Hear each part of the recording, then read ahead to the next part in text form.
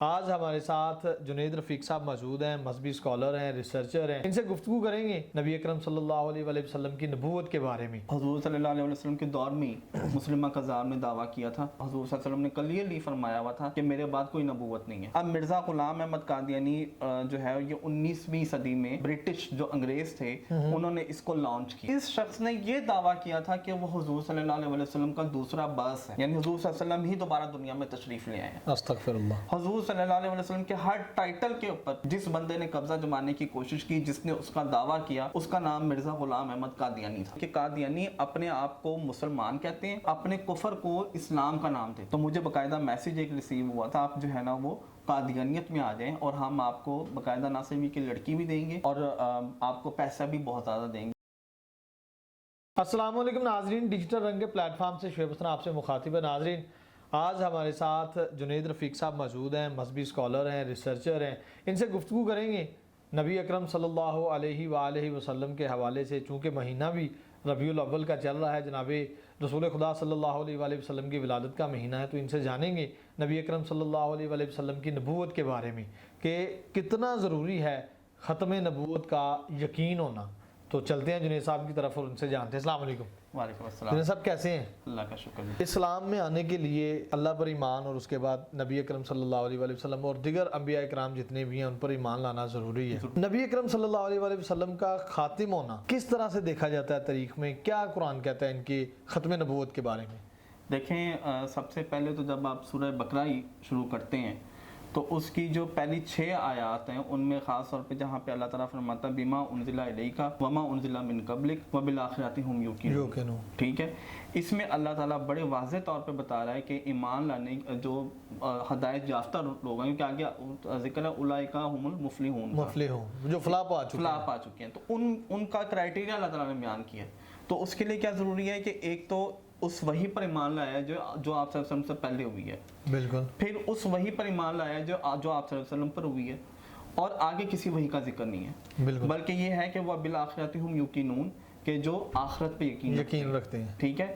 تو یہاں پہ ہی پہلی صورت میں ہی بڑی آسان الفاظ میں اللہ تعالیٰ نے سمجھا دیا ہے کہ ختم نبوت ہو چکی ہے حضور صلی اللہ علیہ وسلم کی۔ اگر کسی اور نبی نے آنا ہوتا تو یقینی طور پر یہاں پر اس کا بیان ہوتا کہ آگے جو وحی آنے والی ہے اس کے پر بھی ایمان لانا ضروری ہے، مگر ایسی کوئی وحی نہیں ہے جو نبی کریم صلی اللہ علیہ وسلم کے بعد جس پر ایمان لانا فرض ہو، ٹھیک ہے۔ تو تاریخ میں اگر ہم نظر ڈالیں تو جنید صاحب ہمیں پہلے بھی ملتا ہے کہ بہت سے لوگوں نے نبوت کا جھوٹا دعویٰ کیا، مسلمہ کذاب ملتا ہے، دیگر افراد بھی ملتے ہیں ہمیں تاریخ میں کہ انہوں نے نبوت کا دعویٰ کیا۔ اس کے بارے میں کیا کہتی ہے تاریخ اور اسلام کیا کہتا ہے؟ دیکھیں، سب سے پہلی بات تو یہ ہے کہ حضور صلی اللہ علیہ وسلم کے دور میں مسلمہ کذاب نے دعویٰ کیا تھا، ٹھیک ہے، اور اس کے ساتھ اور بھی کچھ لوگ تھے جنہوں نے دعوے کیے نبوت کے، اور جیسے ہی ان کا وصال ہوا، نبی پاک صلی اللہ علیہ وسلم نے پردہ فرمایا تو وہ فتنہ کھل کر سامنے آ گئے۔ تو حضرت ابو بکر صدیق رضی اللہ تعالیٰ عنہ کی قیادت میں سارے صحابہ اکرام کا سب سے جو دوسرے نمبر پہ جو اجماع ہوا تھا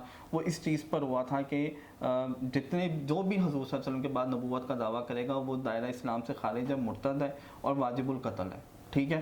اور اس کے اوپر صحابہ نے اجماع کر کے پھر اس فتنے کا خاتمہ کر دیا تھا۔ آپ اس کی اہمیت کا اندازہ یہاں سے لگائیں کہ حضور صلی اللہ علیہ وسلم کے کسی بھی پہلے جب غزوات ہوئے تو ان میں اتنے صحابہ کی تعداد شہید نہیں ہوئی جتنے صحابہ نے اس پہ جان دی ہے، یعنی 10,000 کے قریب جو ہمارے صحابہ کرام ہیں انہوں نے اس جنگ میں مسلمہ کذاب کے خلاف اپنی جان کے نذرانے دیے۔ ان میں بڑے جلیل القدر صحابہ بھی شامل تھے، مطلب اصحاب بدر بھی تھے، ٹھیک ہے، اصحاب رضوان والے بھی تھے، اور بھی بہت سارے صحابہ کرام تھے، اور اس پہ کسی کا بھی کوئی اختلاف نہیں ہو رہا۔ آج کے دور میں اگر دیکھا جائے تو قادیان سے ایک تحریک اٹھتی ہے جو نبوت کو لے کے چلتے ہیں، جبکہ وہ دیکھا جائے تو کلمہ بھی یہی پڑھتے ہیں لا الہ الا اللہ محمد رسول اللہ، اور دیگر تعلیمات بھی یہی فالو کرتے نظر آتے ہیں۔ تو اس تحریک کے بارے میں آج کے علماء اکرام کیا کوششیں کر رہے ہیں؟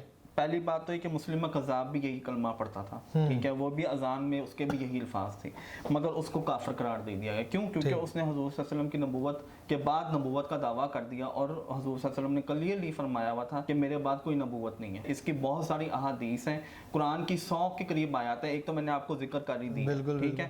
تو قرآن کی کسی ایک آیت کا بھی انکار جو ہے وہ کفر ہے. اب مرزا غلام احمد قادیانی جو ہے یہ 19ویں صدی میں اس کو اصل میں برٹش جو انگریز تھے انہوں نے اس کو لانچ کیا، ٹھیک ہے. اس کا بیسک مقصد یہ تھا کہ نبوت کا ایک جھوٹا دعویٰ کروا کے مسلمانوں میں تفرقہ بازی پھیلائی جائے، اور جہاد، جو جذبہ جہاد تھا، کیونکہ اس وقت انگریزوں کے خلاف بہت سخت تحریک چلی ہوئی تھی اور انگریز اس سے بہت پریشان تھے، تو ان کو کوئی ایسا بندہ چاہیے تھا کہ جو بندہ ان کے کام آتا اور وہ جہاد کا جو جذبہ ہے وہ ختم کرتا. اب اس کی مرزا قادیانی کے جو تعلیمات ہیں اس میں اس نے واضح طور پہ لکھا ہے کہ میری جو زندگی کا مقصد ہے وہ برٹش گورنمنٹ کی اطاعت کو مسلمانوں میں جو ہے نا رائج کرنا ہے، اور جہاد کو ختم کر دیا. مرزا غلام احمد قادیانی کا یہ بھی دعویٰ ملتا ہے کہ اس کے اوپر کوئی فرشتے نازل ہوتے ہیں، کوئی وحی آتی ہے. بالکل، مرزا قادیانی نے نبوت کا دعویٰ کیا، اور اس نے یہ کہا کہ جی اس کے فرشتوں کے عجیب و غریب نام ہیں. مثلا ایک نام ٹیچی تھا، ٹیچی اس طرح سے عجیب و غریب قسم کے، اور درشنی، پتہ نہیں کیا کیا نام. حالانکہ جتنے بھی انبیاء اکرام ہو گزرے ہیں ان پر حضرت جبرائیل علیہ السلام وحی لے کر آتے تھے، مگر اس کے جو تھے وہ پتہ نہیں کون سے. ایک جگہ ایک کتاب میں تو یہ بھی لکھا ہوا ہے کہ اس کا ایک فرشتہ حکیم نور الدین ہے، اور ایک فرشتہ اس کا مولوی عبد الکریم ہے، یہ بھی اس کی بیٹا ہے. اس کی کتاب ہے تذکرۃ المہدی جو ابھی انہوں نے قادیانیوں نے نہیں شائع کی ہے، تو اس میں بھی یہ بھی لکھا ہوا ہے. قادیانی کو باقاعدہ کافر ڈکلیئر کر دیا گیا پاکستان میں. جی. اس کے بعد یہ اپنی تعلیمات کا کیسے پرچار کر رہے ہیں؟ کیا ان کا غیر قانونی طور پر کرتے ہیں پرچار، اور سب سے جو ان میں میں چند ایک باتیں جو بتانا چاہتا ہوں کہ ایک تو یہ ہے کہ ختم نبوت کا انکار کرتے ہیں نبی پاک صلی اللہ علیہ وسلم کی. دوسرا سب سے بڑا جو ان کا جرم ہے، جو مرزا قادیانی کا جرم ہے، وہ یہ ہے کہ میں نے وہ یہ کہ وہ اس نے حضور صلی اللہ علیہ وسلم ہونے کا دعویٰ کیا. نعوذ باللہ، استغفر اللہ. مثلا میرے سامنے، میں اگر آپ سے ہی پوچھوں کہ اگر آپ کے سامنے آپ کی والدہ میرے لیے احترام کے لائق ہیں، آپ والد بھی احترام کے لائق ہیں، میرے بھی والد آپ کے احترام کے لائق ہیں، میں کوئی شخص آ کے یہ کہے کہ میں تمہارا باپ ہوں اور مجھے یہ کہے کہ جی میں وہ میری والدہ کے بارے میں کوئی غلط بات کرے، تو آپ ہم کیا کریں گے؟ بالکل ایسے ہم خاموش نہیں رہ پائیں گے. ہم خاموش نہیں، ہم تو اس کو شوٹ کریں گے، یا ہم پتہ نہیں کیا اس کو کریں گے، ٹھیک ہے، ہم اس کو برا بھلا کہیں گے، اس کے خلاف کارروائی تو کریں گے نا، قانونی کارروائی تو کریں گے نا، ٹھیک ہے نا. تو اس سے تعلق تو نہیں نہ رکھیں گے کوئی. نہ. تو اس شخص نے یہ دعویٰ کیا تھا کہ وہ حضور صلی اللہ علیہ وسلم کا دوسرا بعث ہے، یعنی حضور صلی اللہ علیہ وسلم ہی دوبارہ دنیا میں تشریف لے آئے ہیں. استغفر اللہ. تو اس سے بڑھ کر جو جرم ہے نا، وہ آپ ماضی قریب میں کسی بھی فتنے نے نہیں کیا جو اس نے جرم کیا ہے، ٹھیک ہے. مجھے تو نہیں یاد پڑتا کہ اسلام کی 1400 سالہ تاریخ میں حضور صلی اللہ علیہ وسلم کے ہر ٹائٹل کے اوپر جس بندے نے قبضہ جمانے کی کوشش کی، جس نے اس کا دعویٰ کیا، اس کا نام مرزا غلام احمد قادیانی تھا. ان کو بھی کافر ڈکلیئر کر دیا گیا اور ایک ڈائریکٹ کافر ہمیں نظر آتے ہیں. ان دونوں میں فرق کیا ہے؟ ہاں جی، آپ کسی ہندو کے پاس جائیں، اس کا نام راج چندر ہوگا، آپ اس سے پوچھیں گے بھائی آپ کون ہو، بولے گا بھی میں ہندو ہوں اور میں کافر ہوں اور میرا نام راج چندر ہے. آپ کسی کرسچن سے جب ملتے ہیں، ٹھیک ہے، تو وہ کہتا بھائی میں ڈیوڈ ہوں، ٹھیک ہے، اور اپنے آپ کو کہتا کہ جی میں نان مسلم ہوں. لیکن جب آپ کسی قادیانی سے ملتے ہیں تو وہ کہتا ہے بھائی میرا نام عمران ہے، ٹھیک ہے، اور آپ کو پتہ ہی نہیں لگتا کہ وہ اندر سے قادیانی ہے. وہ کہتا ہے کہ میں مسلمان ہوں اور جو مسلمان ہیں وہ سارے کے سارے کافر ہیں. اچھا، ٹھیک ہے، یہ فرق ہے. یعنی کہ قادیانی اپنے آپ کو مسلمان کہتے ہیں اور اپنے کفر کو اسلام کا نام دیتے ہیں. اس کی مثال ایسے ہی ہے کہ جیسے شراب کی بوتل پیپسی کولا میں ڈال کے لوگوں کو بیچی جائے، تو کیا یہ اس کی اجازت ہے؟ بالکل. ٹھیک ہے، ایک تو یہ کہ شراب ہے، آپ کو پتا کہ یار یہ شراب ہے. ایک یہ ہے کہ اس کے اوپر لیبل کوکا کولا کا لگا دیا جائے، اس کے اوپر لیبل جو ہے وہ حلال ڈرنک کا لگا دیا جائے، روح افزا کا لگا دیا جائے، جام شیرے کا لگا دیا جائے اس کے اوپر، تو وہ تو دھوکہ ہے نا. لیبل لگنے سے تو وہ حلال نہیں ہوگی، لیکن لوگوں کو دھوکہ دینے کے لیے اگر کوئی بندہ ایسے کرے. ان کے کوئی تبلیغی ادارے پاکستان میں آج بھی موجود ہیں یا ختم ہو چکے ہیں؟ دیکھیں، پاکستان میں ان کی تبلیغ کرنے پہ پابندی ہے، مگر افسوس کی بات یہ ہے کہ جو چناب نگر ہے، ٹھیک ہے، وہاں پر یہ لوگ، ان کا باقاعدہ ایک مربی بنانے کے سسٹم ہے. ربوا کے نام سے پورا شہر ہے ان کا، اس کو یہ لوگ ربوا کہتے ہیں، اب اس کا نام چینج کر کے چناب نگر کر دیا گیا. اچھا، ٹھیک ہے، تو وہ انہوں نے وہاں پہ سارا اپنا کرتے ہیں. اور سوشل میڈیا پہ خاص طور پہ، چونکہ میں کوئی 10-15 साल हो गए सोशल मीडिया से वाबस्ता हूँ। तो अब इन्होंने पहले फेसबुक पे हमला किया था, अब ट्विटर पे हमला किया है, और अपने जो मजलूमियत का रोना है ये बहुत ज़्यादा रोते हैं हालांकि, और धोखा देते हैं लोगों को बहुत ज़्यादा। अच्छा, ये भी सुनने में आता है इनके बारे में कि ये अफराद को चुनते हैं जो माली हालात से दो चार होते हैं, उनको ये सपोर्ट करते हैं समथिंग लाइक दैट, और अपने मजहब में कन्वर्ट करते हैं। इसमें कितनी सदाकत है? मेरे साथ ऐसा हुआ था। अच्छा।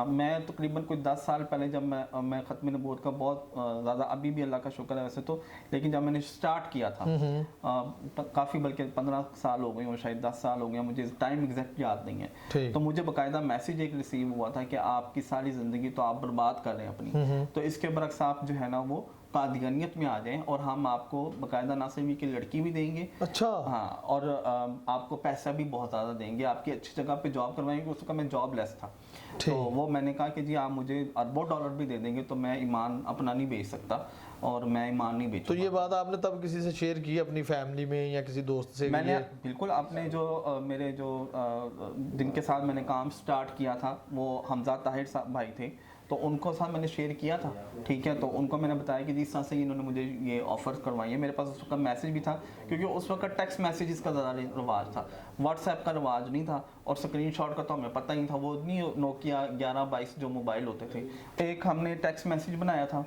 उसके अंदर अकीदा ख़त्म नबूवत का बयान होता था, तो हम वो मुख्तलिफ नंबरों पे भेजते थे, सीरियल नंबर एक बना दे तो उसमें 1000 नंबर आगे जो है ना उससे भेज दिया, तो वहाँ से फिर लोगों ने रब्ता किए थे। तो इनकी जो इबादत गाहें हैं अभी भी पाकिस्तान में मौजूद हैं, या ये क्या करते हैं, मस्जिद बनाते हैं?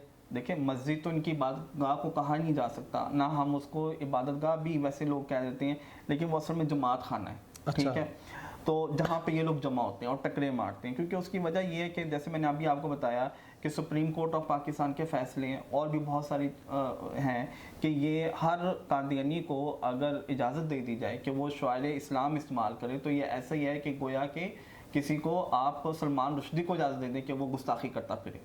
ठीक है, ये हाई कोर्ट्स के और उनके फैसले हैं।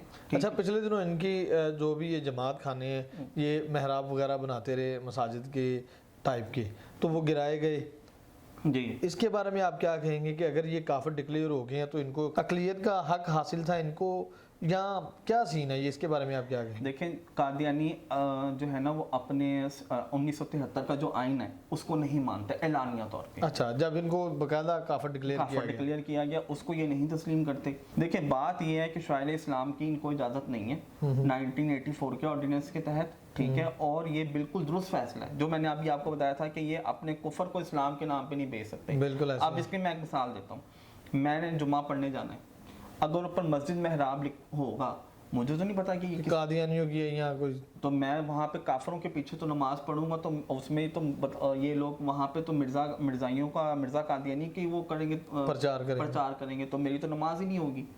ठीक है, तो मेरी तो नमाज ही नहीं ना होगी। बिल्कुल। तो क्योंकि कलमे में लफ्ज़ मोहम्मद से मुराद ये लोग क्या लेते हैं, मिर्जा कादियानी को लेते हैं। अच्छा, हाँ, ये भी मैंने आपको बताया ना कि इसके हवाले मौजूद है। ठीक है, मिर्जा कादियानी की किताब है खुतबा इल्हामिया, और एक किताब है एक गलती का अजाला।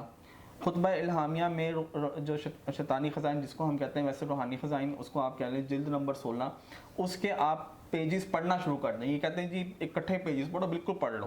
उसमें 263 पेज से लेके आप आगे पढ़ते जाएं 272 तक, और इंतहाई तौहीन नबी पाक सल्लल्लाहु अलैहि वसल्लम की। वो ये तौहीन के जी हुजूर सल्लल्लाहु अलैहि वसल्लम ही हूँ मैं, ठीक है, और मेरी रूहानियत उनसे बड़ी हुई है। अस्तगफिरुल्लाह। ठीक है, यानी कि एक तो हुजूर सल्लल्लाहु अलैहि वसल्लम पहले जन्म में जब आए या पहली बरसत में आए तो उनकी रूहानियत उतनी नहीं थी जितनी अब मिर्जा कादियानी के रूप में जब वो आए हैं। ये इसने बात उसमें लिखी हुई है, ये कोई बंदा सोच सकता है? ना, बिल्कुल। आप मुझे बताएं कि क्या कोई शख्स ये कहता मुसलमानों में से किसी का ये कीदा कि हुजूर सल्लल्लाहु अलैहि वसल्लम का मिशन नाकाम हो गया था? ला हौल वला कुव्वत। इसने मिर्जा कादियानी ने ये सारी बातें लिखी हुई, हुजूर सल्लल्लाहु अलैहि वसल्लम का मिशन नाकाम हो गया था और मिर्जा कादियानी उसको पूरा करने के लिए आया। इसने ये लिखा हुआ है इबारत में, जो लिखा हुआ है वो ये लिखा हुआ है कि हुजूर सल्लल्लाहु अलैहि वसल्लम से उनका मिशन पूरा नहीं हो सका था, जो कि मैंने अब आके पूरा किया, नाउज़ बिल्लाह। ठीक है, तो इसका मतलब यही हुआ कि हुजूर सल्लल्लाहु अलैहि वसल्लम जब अपना मिशन ही पूरा कर सके तो नाउज़ बिल्लाह, मैं तो वो अल्फाज नहीं कह सकता। रद्द कादियानियत पे काम करना इसलिए ज़रूरी है क्योंकि आका सल्लल्लाहु अलैहि वसल्लम की डायरेक्ट ज़ात से मुंसलिक ये चीज़, बेशक। ठीक है, तो इसलिए जितने भी हम लोग सुन रहे हैं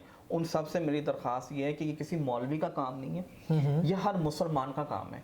और उसके लिए आप छोटे छोटे पम्फलेट्स हैं, आप endofprofithood.com पे जाएं, وہاں سے آپ طاہر عبدالرزاق صاحب کے، متین خالد صاحب کے اور مولانا یوسف لدھیانوی صاحب شہید رحمۃ اللہ علیہ، ان کے چھوٹے چھوٹے پمفلٹس ہیں، وہ ڈاؤن لوڈ کریں اور وہ پڑھیں، اور کسی ایک چیز کے اوپر آپ کوئی بھی ٹاپک پکڑ لیں. اس نے تو بے شمار گستاخی کی میں، بے شمار ٹاپکس ہیں، ان میں سے کسی کوئی ایک حوالے نوٹ کر لیں. جس طرح شراب پیا کرتا تھا، جس طرح سے یہ اس کی کمرے سے ایک دفعہ جو ہے وہ ننگی عورت برآمد ہوئی تھی، ٹھیک ہے، اور اس طرح کی بے شمار پینشن اس نے بچپن میں اپنے دوست کے ساتھ جو ہے نا، وہ بچپن میں نہیں بلکہ جوانی میں، بھری جوانی میں دوست کے ساتھ اڑا دی اپنے باپ کی پینشن، ٹھیک ہے. تو ایسے مطلب کریکٹر وائز اس کی بات کریں، کریکٹر کو دیکھیں کہ اس کا کریکٹر کیا تھا.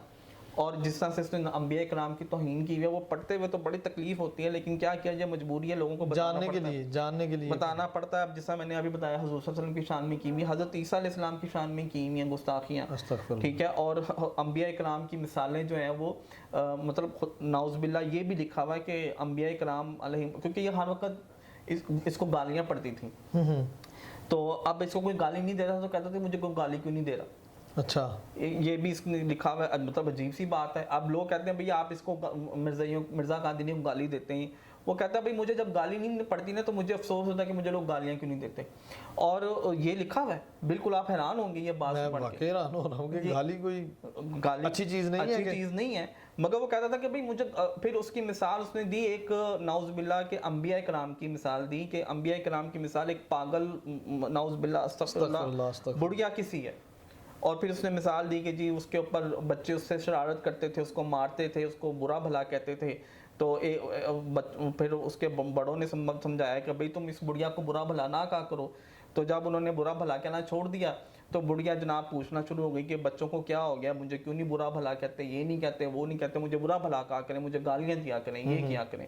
اب انبیاء کرام کے لیے لفظ پاگل کا استعمال کرنا، وہ تو یہ خود پاگل تھا. بالکل ایسے، ٹھیک ہے. میں اب یہ سخت لفظ لگیں گے، جو قادیانی ہیں وہ کہیں گے کہ یار یہ آپ کیا بات کریں. بھائی آپ کا جو مربی جس کو آپ اپنا سب کچھ مانتے ہیں، وہ اگر ان کے لیے ہم جن کو ہم نبی مانتے ہیں ان کے لیے وہ اس قسم کے غلیظ الفاظ استعمال کر سکتا ہے، تو ہم تو کیوں نہیں اس کے کہہ سکتے. اور کذاب کہہ سکتے ہیں ہم. حضور صلی اللہ علیہ وسلم نے جب کہا کہ میرے بعد جو ہے نا وہ 30 جھوٹے کذاب ہوں گے، نبوت تو کوئی نہیں ہے، تو وہ دجال انہوں نے فرمایا کہ جی 30 جھوٹے دجال آئیں گے، تو لہٰذا دجال تو ہم اس کو کہیں گے. ٹھیک ہے. پھر اس کی ہر پیش گوئی جھوٹی ثابت ہوئی. کوئی ایک پیش گوئی بھی اس نے خود کہا کہ جی اگر میری پیش گوئیوں میں 100 میں سے ایک بھی جھوٹی ثابت ہوئی تو میں جھوٹا. تو قادیانی سوچے کہ مرزا قادیانی کی ساری پیش گوئیاں جھوٹی ثابت ہوئی ہیں، ہم تو ثابت کر سکتے ہیں. کوئی بھی چاہے بندہ مجھ سے رابطہ کر لے، میں بتاؤں گا. وہ کیا کرتا ہے کہ ایک نوجوان لڑکی اس کو پسند آتی ہے اور کہتا ہے کہ جی اس سے شادی کرنے کے لیے وہ انتہائی گری ہوئی حرکتیں کرتا ہے کہ اگر تم نے میرے سے شادی نہ تم نے کی تو تمہارا باپ مر جائے گا، تمہارا جناب شوہر مر جائے گا، تو اور جناب ہر طرح کا ہتھ کنڈا.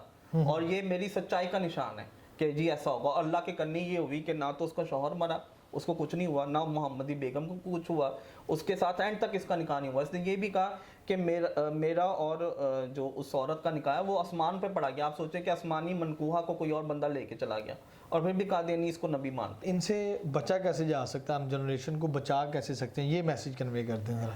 اس سے بچنے کا طریقہ یہی ہے کہ ہر بندہ عقیدہ ختم نبوت کے حوالے سے معلومات حاصل کرے، رد قادیانیت کے حوالے سے معلومات حاصل کرے، چھوٹے چھوٹے پمفلٹس نکالے. دن میں آپ 15 منٹ اس کے اوپر فکس کر دیں. اب تو لیکچرز بھی پڑے ہوئے ہیں، یوٹیوب پہ پڑے ہوئے ہیں، وہ آپ سنیں. اور جو یہ دھوکہ پھیلاتے ہیں کہ جی ہمارے ساتھ ظلم ہو گیا، یہ ہو گیا، بالکل کوئی ظلم نہیں ہو رہا.